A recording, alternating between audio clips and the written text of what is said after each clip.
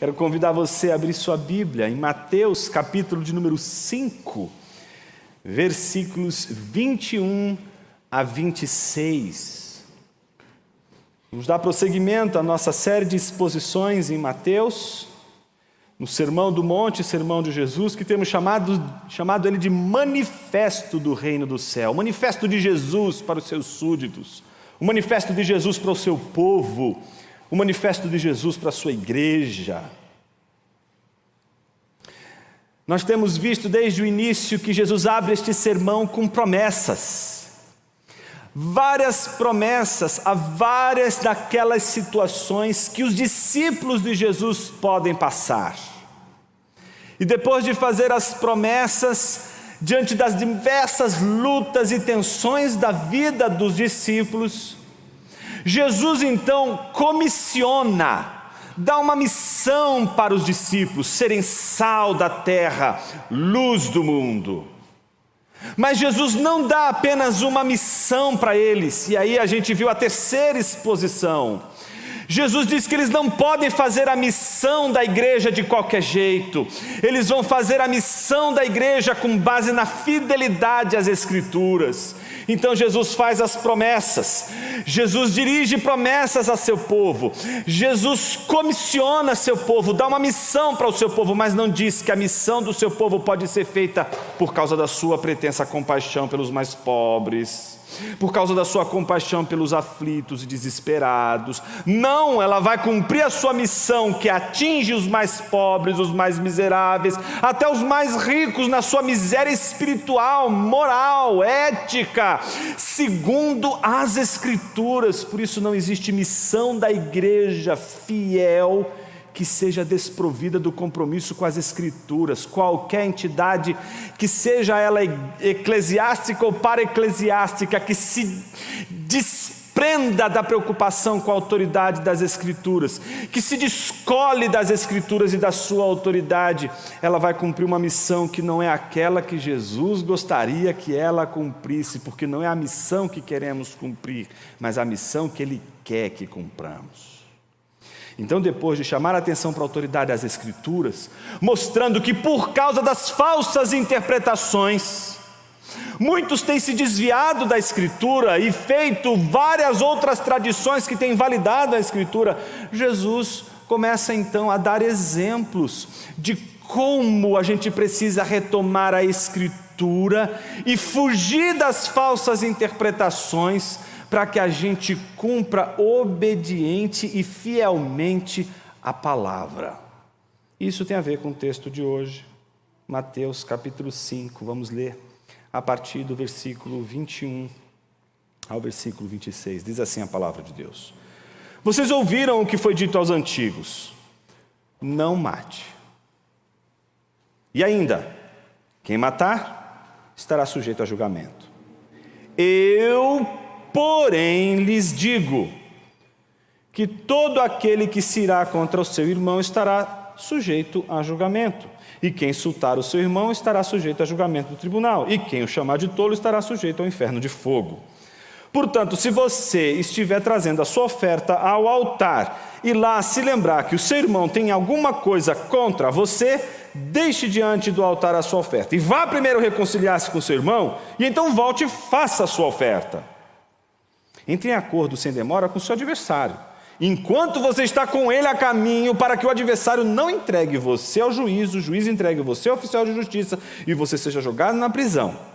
Em verdade lhe digo que você não sairá dali enquanto não pagar o último centavo. Oremos. Pai querido, fale conosco através de Tua palavra, e que a gente possa entender o que ela nos ensina para a vida hoje, sendo fiéis ao que a Tua palavra está dizendo, não ao que nós gostaríamos que ela dissesse, mas o que ela realmente diz. Ajude-nos a alcançar o significado que realmente é fiel à Tua vontade e ao Teu querer sobre Sua igreja. Assim oramos, rogando a luz do Teu Espírito na nossa mente, em nome de Jesus, Seu Filho. Amém. Parece que Jesus está se contradizendo, né? Depois de ter dito, olha, não acrescente nenhum tio nem absolutamente nada, Jesus diga, olha, vocês ouviram o que foi dito, não mate. Eu, porém, digo, opa, peraí, será que agora liberou geral? Se ele está podendo interpretar, então também eu posso. Antes da gente ir adiante, e se eu dissesse para você que Jesus não está falando apenas de não matar? E se eu dissesse para você que Jesus não está falando apenas do homicídio? Se eu tivesse aqui que dizer para você algo que pudesse realmente colocar você no texto, é justamente dizer para você que talvez Jesus esteja aqui não somente falando sobre homicídio, não somente sobre o assassinato, não somente sobre não matarás enquanto uma lei, mas todo o seu significado, tudo o que ela significa. Porque senão alguém poderia dizer assim, não matarás, tudo bem, vamos bater, estragar o sujeito, deixar ele paraplégico, arrebentar com a cara dele, mutilar ele, mas pelo menos ele está vivo, não matei. Está vendo? É só não matar, bate, mas não mata. Não, óbvio que Jesus não está dizendo isso, e é óbvio que o mandamento, o 6º mandamento, não está dizendo para você que violência pode, só não mata. Pelo contrário, Jesus quer justamente chamar a atenção para o fato de que não matarás diz respeito não ao ato em si de matar meramente, mas à violência. Nós vamos falar nessa manhã sobre violência. Violência. Logo depois que acabou a Segunda Guerra Mundial e os alemães tiveram que reconstruir a Alemanha, eles perceberam que não dá para você reconstruir sem fazer autocrítica. E eu acho que esse é um grande ensino para a vida. Todas as vezes que a gente comete erros, todas as vezes que a gente comete falhas, ou a gente cometeu algo que a gente não tem certeza se a gente estava certo ou não, independente do que aconteça, é necessário fazer autocrítica. É necessário a gente se perguntar, o que foi que eu fiz de errado? Onde está a minha falha? Onde está a minha culpa? Em 1946, portanto, um ano logo após, um filósofo chamado Karl Jaspers escreveu o Die Schuldfrage, a questão da culpa. A primeira obra escrita por um filósofo alemão para refletir sobre o que aconteceu. E ele quer refletir exatamente a culpa dos alemães. Ele, como um alemão, junto com toda a nação alemã, quer se perguntar exatamente sobre a responsabilidade de tudo aquilo. Só que ele mostra que o problema dos alemães não é um problema só de ter matado, em nome de uma ideologia, em nome de uma visão de mundo, mas é a própria violência. E lá pelas tantas, nesse livro, ele diz exatamente o seguinte: há algo insolúvel na existência humana que sempre nos obriga a chegar a uma decisão com o uso de violência. Há algo insolúvel dentro de nós que a gente parece acreditar que só vai ser resolvido com a violência. Parece que é só o ato violento, parece que é só aquela violência que vai apaziguar tudo, que vai resolver todas as coisas. E parece que isso a gente aprende desde quando a gente lê a Bíblia. Parece que quando é sacrificado o cordeiro se apazigua a ira divina.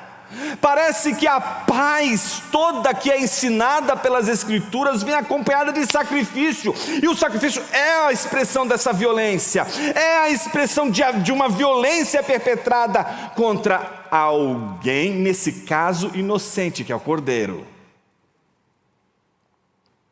Deixa eu falar em outras palavras, que talvez sejam mais comuns a mim e a você. Primeiro, porque não estou me referindo aqui a algo do qual eu possa dizer para você, olha, eu já superei a fase da violência humana. Porque senão você estaria diante, não é, de um líder de uma seita. Se eu estivesse fazendo isso exatamente agora, eu já não estava mais pastoreando uma igreja, eu estava liderando uma seita. Não estou lidando aqui com uma questão resolvida na humanidade. A violência está instaurada em todos nós e ninguém aqui consegue lidar com ela se não for pela graça divina. Quero me dirigir a você que, como eu, luta com a ira, luta com a violência, luta com essa coisa que a gente não consegue explicar, que está aqui dentro, e vai crescendo, e vai crescendo, e vai crescendo, e vai crescendo, e a gente escuta a voz de Deus dizendo: o teu desejo será contra ti, cabe a ti dominá-lo, e você não domina, e dali a pouco está o seu irmão morto diante de você, e é o primeiro homicídio, é a primeira morte, aquela que nos marca, aquela que fere a humanidade de uma vez por todas e mostra que nenhum de nós está livre da violência. Deixa eu dar um outro exemplo. Você teve um dia muito cheio na sua casa, no seu trabalho, melhor dizendo. Só deu BO o dia inteirinho. Você está cansado, você está exausto, você chega em casa, e aí seu filho, sua filha, sua esposa, seu esposo, seja lá quem for, fala um monte de coisas, e no meio dessas coisas, uma palavra, que foi a palavra que te infernizou o dia inteiro. Mas ele não sabe, ela não sabe, os meninos não sabem. Dali a pouco, até você! Aí pronto, você abre a boca e vomita uma série de palavras. Não é? Dali a pouco, é uma paz. É um prazer. Estou livre. Mas perdi minha esposa. Perdi meu esposo. Perdi meu filho. Perdi minha filha. Eu quero me dirigir a você que, como eu, não consegue dominar essa selvageria que faz você, inclusive, fazer de quem você ama, de quem é teu irmão, um bode expiatório. Alguém que vai receber sua ira, alguém que vai receber sua insatisfação, alguém que vai receber seu ódio, alguém que vai receber sua falta de contentamento, alguém que vai receber sua frustração com relação à vida e com relação a você, alguém que vai receber sua insegurança, alguém que vai receber suas paranoias, que vai receber tudo aquilo que de ruim está dentro de você e que não foi trabalhado, e que foi crescendo, foi crescendo, foi crescendo, foi crescendo, e você achando que vai dominar, e você achando que vai controlar, e você achando que tem domínio, e você achando que está lidando com algo que você tem controle, quando de repente você já não tem mais controle. A paz veio, você está livre, todo aquele peso que estava dentro você botou para fora, mas não valeu a pena. Você perdeu quem você ama. O 6º mandamento, não matarás, ele está falando disso. Ele está falando daquilo que caracterizou desde o início. É olhar para o Abel silencioso, com ressentimento, que faz o semblante cair. Em algumas versões da Bíblia diz que Caim fechou a cara fechada, e Deus pergunta: por que você está com a cara amarrada? Por que você está assim? Então Deus diz: o teu desejo vai ser contra você. Deus já sabe que Caim já está elaborando as coisas mais perniciosas contra o seu irmão. Me dirijo a você que achava que o 6º mandamento não tinha nada a ver com você. Vamos para o próximo, porque eu nunca matei ninguém. Vamos para o próximo, porque esse mandamento é fácil de cumprir. Claro, se for não matar, você já cumpriu esse mandamento se você não matar ninguém.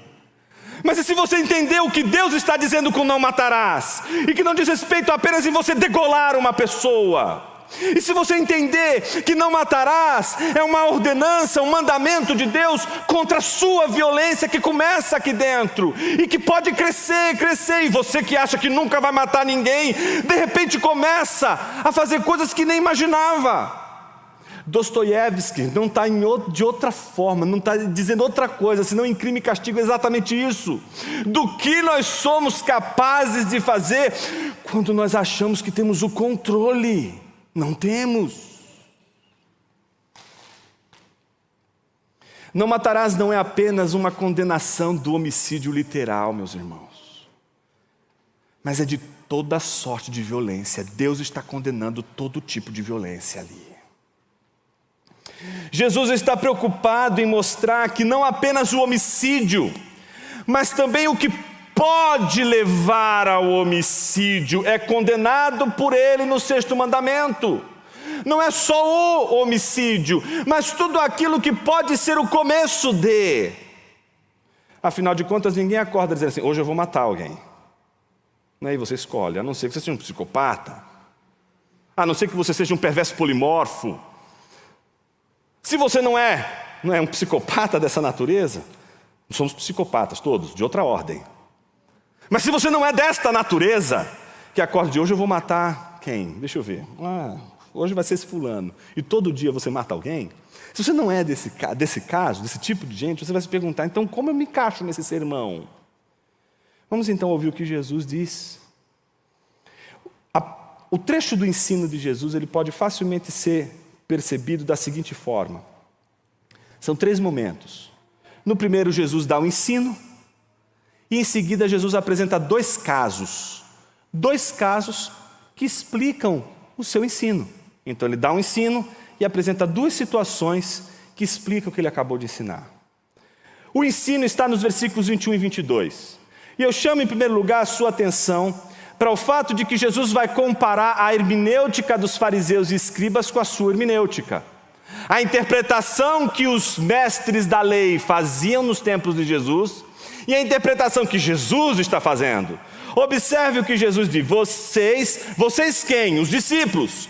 Vocês ouviram o que foi dito aos antigos. Ele não está dizendo vocês ouviram o mandamento. Vocês ouviram o 6º mandamento. Ele está dizendo, vocês ouviram o que foi dito. Primeira coisa, Jesus não está contrapondo as Escrituras. Jesus não está removendo uma vírgula.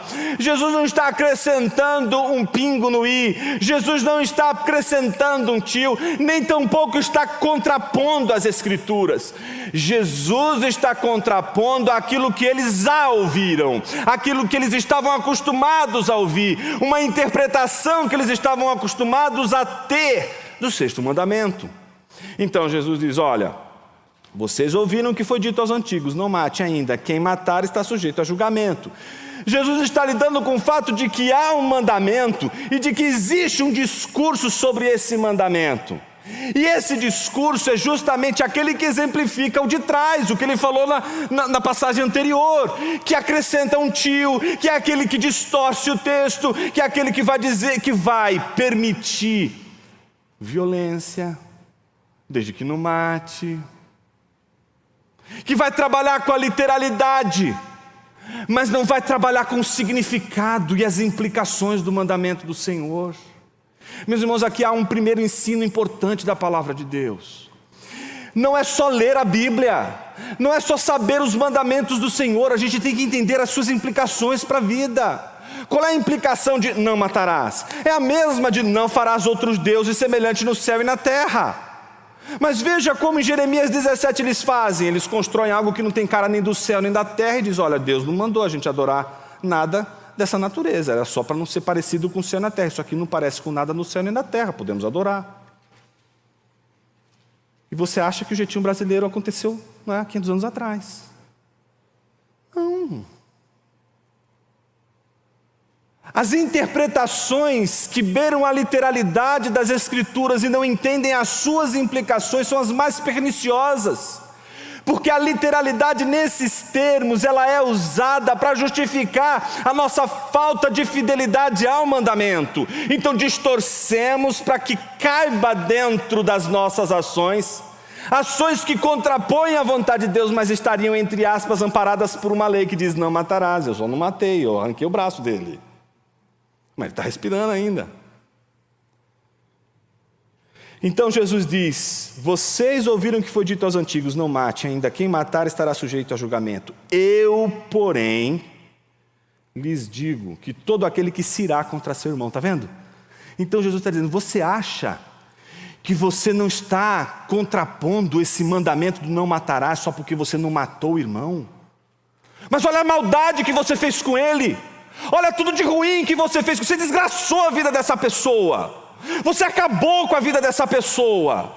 E você acha, bom, mas eu não matei. E você acha que esse mandamento não serve para você? Você acha que o não matarás não serve para você, que fez tudo contra alguém, mas não matou? Então Jesus está dizendo, eu porém lhes digo que todo aquele... Veja o que acontece no texto, porque mais uma vez a gente pode começar com literalidades aqui, né? Porque é muito confortável, inclusive, dizer assim, né? Irá contra o seu irmão, insultar o seu irmão e chamar ele de tolo. Ah, que bom, então eu só não preciso chamar ele de idiota, porque se eu não chamar de idiota eu já estou liberado. Não preciso insultar o irmãozinho, nem eu não posso ficar irado com ele. Se eu cumprir essas 3 coisas, beleza. Não é isso que Jesus está dizendo. Se você fizer com as palavras de Jesus o mesmo que os fariseus fizeram com os 10 mandamentos, você não vai entender as implicações disso. Jesus não está dizendo aqui uma lista do que você pode e não pode fazer. Jesus está mostrando a progressão da violência. Jesus está falando da escalada da violência. Começa com a ira, dali a pouco é o insulto, dali a pouco não é mais ira e nem insulto, dali a pouco é conspiração, dali a pouco você envolve outras pessoas contra uma pessoa, e dali a pouco não é mais uma conspiração contra uma pessoa, é você fazendo mais mal e mais mal e mais mal ainda contra uma pessoa. E você acha que você não cabe no não matarás, porque você diz, bom, não matarás é só para quem matou. Então perceba que Jesus está trazendo as implicações do que é o não matarás. Caim já estava com a escalada de violência plantada no coração dele. Deus já havia alertado, está aqui dentro. Se você achar que você vai ter controle, se você achar que você vai ter domínio sobre isso, você já perdeu essa batalha. Você vai agredir o seu irmão. Você vai agredir inclusive quem você ama. Não é quem você odeia, é inclusive quem você ama. Então observe, são exemplos de escalada de violência, intensidade e consequências cada vez mais drásticas. Então a coisa vai acontecendo, do insulto vai para o xingamento de tolo, que para você e para mim, pode parecer que chamar alguém de tolo não é nada assim, mas naquele contexto esse xingamento tinha um pudor, é uma intensidade maior do que a do insulto. Jesus está mostrando que a escalada da violência começa com a ira, e da ira vai crescendo, crescendo, crescendo. Então Jesus está dizendo, esse não matarás não serve só para quem está com a mão suja de sangue, é para você que está com a língua ferina, é para você que está provocando cada vez mais a derrocada de alguém, é para você que está puxando o tapete de alguém, é para você que com todo o seu ódio, sua raiva, sua inveja e seu ressentimento tem se virado contra alguém para destruí-lo, mas vai respirar, porque não matarás. Imagine Davi, ele quer possuir a mulher, mas senão ele vai cair no mandamento, não adulterarás. Mas se viúva pode, é só matar o cabra. Só que se ele mata, ele cai no não matarás. Mas se ele manda o fulano para uma batalha, que ele vai perder a vida ali, não foi ele que matou. Então ele pode dormir um dia tranquilamente, dizendo, não matei ninguém.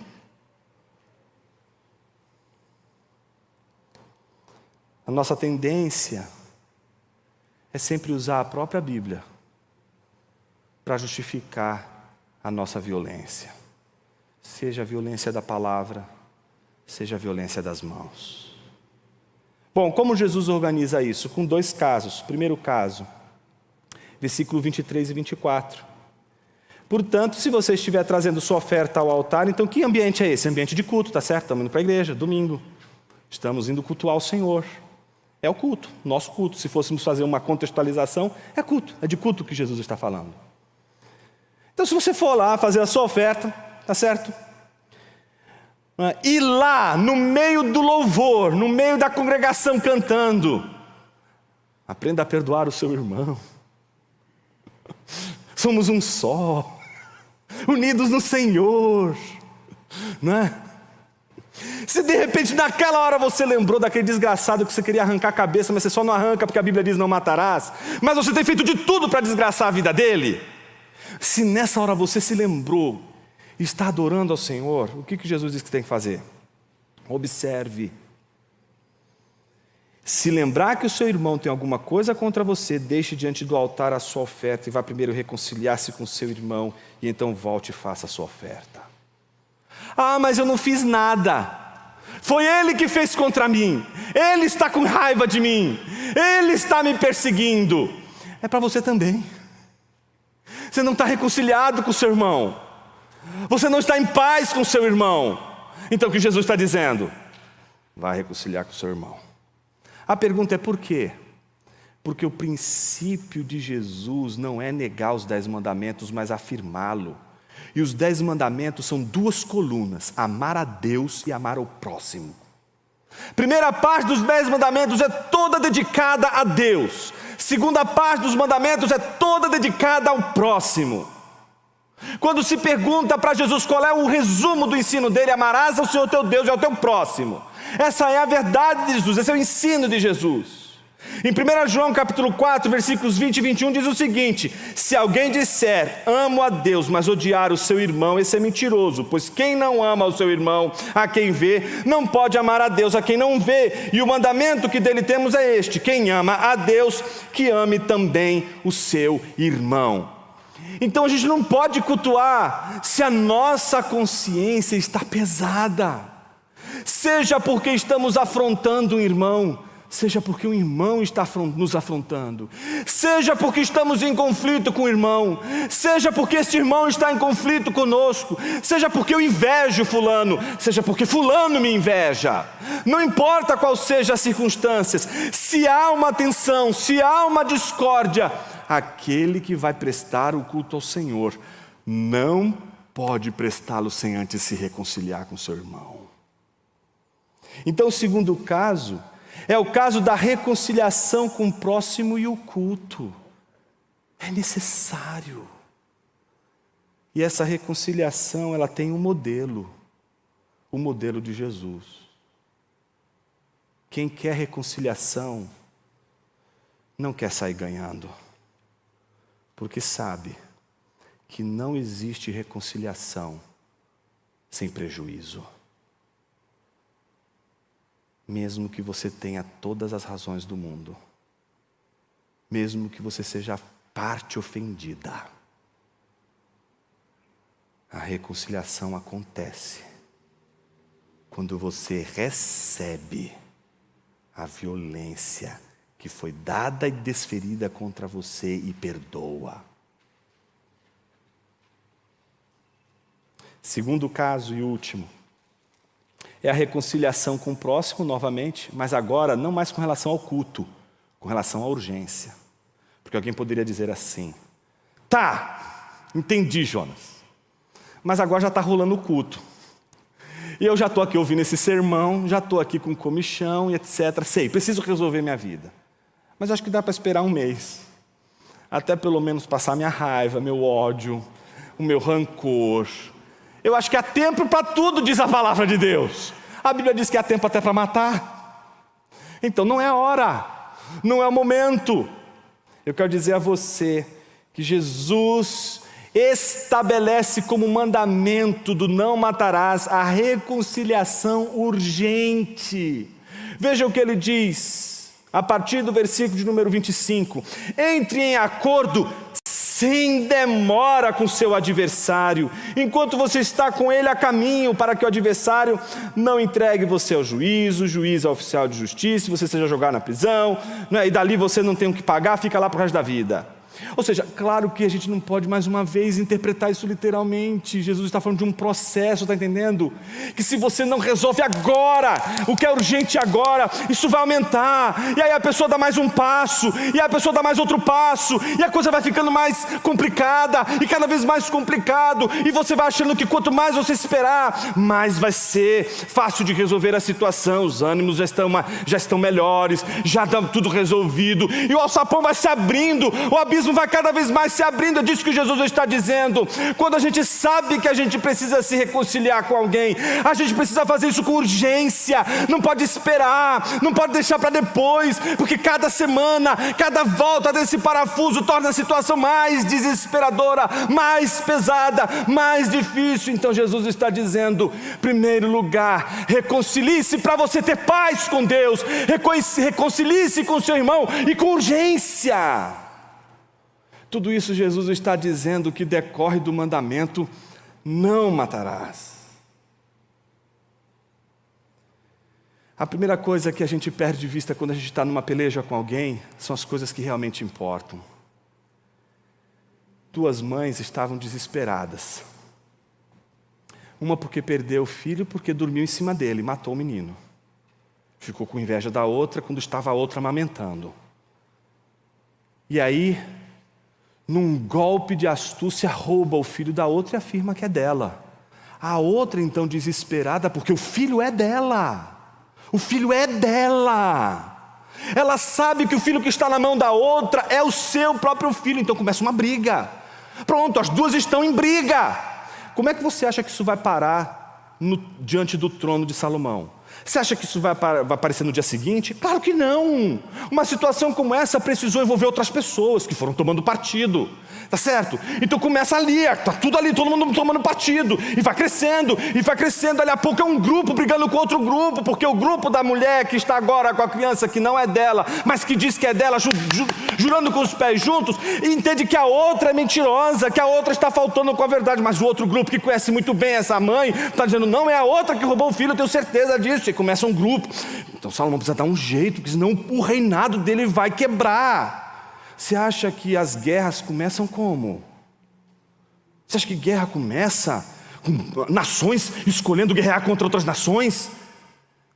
Você não precisa nem ler a Bíblia, você pode ler tanto a Bíblia como você pode ler Homero. Você vai ver que a guerra de Troia, como a guerra de Troia começa exatamente com um problema pessoal. São problemas pessoais, são picuinhas, são questões pequenas. Uma igreja pode ser dividida, uma igreja inteira, por uma questiúncula, por uma questão pequena, mas que envenenou as partes envolvidas. Então está ali Salomão diante das duas.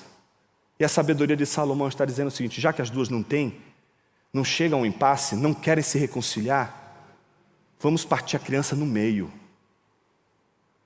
O que faz Salomão entender que a mãe verdadeira é justamente aquela que diz, não,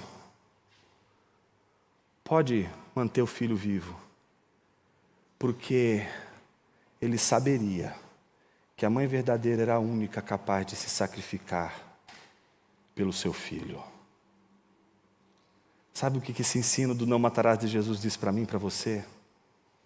Que o irmão é a graça de Deus para libertar você do seu ódio e do seu ressentimento e da sua sensação de injustiça. Bonhoeffer, quando comenta essa passagem, ele diz, o irmão é a nossa graça perante o juízo. Justamente aquele que nos fez o mal. Justamente aquele que está mentindo. Justamente aquele que nos tomou, justamente aquele que errou, e que está dizendo, pode partir a criança no meio, porque está pouco se lixando pelo que realmente importa, porque aquele ali, aquela ali, só quer vencer a disputa. A verdadeira mãe entendeu que ela sairia ali vitoriosa, perdendo aquele litígio. Meu encorajamento para você nessa manhã é o encorajamento de Jesus aos seus discípulos. Aprendam que a gente vence, às vezes perdendo. E quem diz isso é aquele que foi esbofeteado, é aquele que foi cuspido, é aquele que foi flagelado pelos romanos, pela guarda pretoriana, como pela guarda do Sinédrio. Apanhou das duas guardas. Foi humilhado pela multidão, crucificado, feriram seu lado com uma lança, colocaram uma coroa de espinhos. E o que ele diz na cruz é: Pai, perdoa-lhes, porque não sabem o que fazem.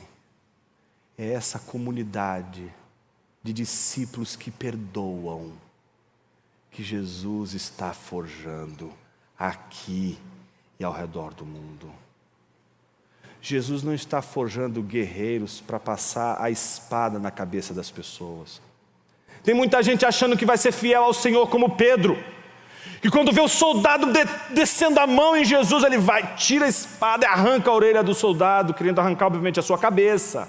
Óbvio que ali naquele momento o Pedro estava dizendo: não matarás. Não matarás em algumas circunstâncias, né? Porque nessas circunstâncias aqui a pena capital é necessária. Vamos matar, arrancar a cabeça dele. Jesus na hora diz: embainha a tua espada, porque você não cogita das coisas de Deus.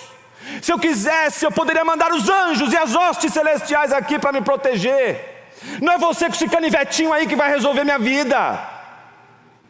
Jesus sabia que era necessário ele ser o bode expiatório e não só o cordeiro que tira o pecado do mundo.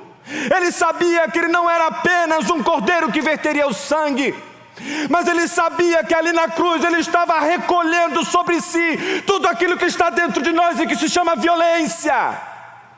Toda a sua violência, tudo aquilo que está dentro de você e que você quer transferir para alguém. Lembre-se de Jesus, ele está dizendo: é em mim que você tem que jogar essa violência, não no seu irmão. Não é no seu irmão, não é no seu próximo, é em mim. É isso que Jesus está dizendo quando ele diz que é o bode expiatório. É nele que está depositada toda a violência que está em nosso coração. E é por isso que um crente, quando vê Jesus na cruz, descobre que a violência só pode ser vencida se, quando abrimos os olhos, vemos a carne de Jesus dilacerada por amor a nós. Porque Jesus é o nosso irmão que morreu na cruz para nos salvar, sendo nós, não como Abel, mas como Caim. A diferença é que o sangue de Abel só trouxe culpa sobre Caim, mas o sangue de Jesus não é só o sangue do bode expiatório, mas é o sangue do Deus que perdoa você e eu, os ofensores. Por isso, nunca diga: não posso, não consigo. Aliás, de preferência, não diga nada enquanto Jesus não estiver sangrando diante de você. Enquanto só estiver diante de você a cena da violência, você não pode sair de onde você está, porque você é uma máquina destruidora que só vai parar quando descobrir que toda a sua violência não foi feita meramente contra o seu irmão, que ao violentar o seu irmão é como se você estivesse crucificando novamente o teu Senhor. Não há espaço para o povo de Deus preservar a violência. A violência, qualquer que seja, não corresponde com o mandamento de Deus. Nossa lei não é a da natureza. Se na natureza o leão vai olhar para o gnu e dizer assim: ainda bem que não tem não matarás para mim. E você não vai poder contar com compaixão. Tadinho desse gnu, tão novinho. Na lei natural, os mais fortes devoram os mais fracos. Mas na lei de Deus, o mais poderoso ser foi fraturado na cruz, ferido na cruz, moído por nossas transgressões. O nosso herói não é um herói que não sangra. Ele sangra por causa da nossa violência. Jonas, eu sou violento. Eu preciso de oração. Eu quero orar com você nessa manhã. Para que esse Caim que está em você não seja maior do que o Cristo que morreu na cruz de uma forma tão violenta para nos salvar de nossos pecados e de nossa ira. Oremos.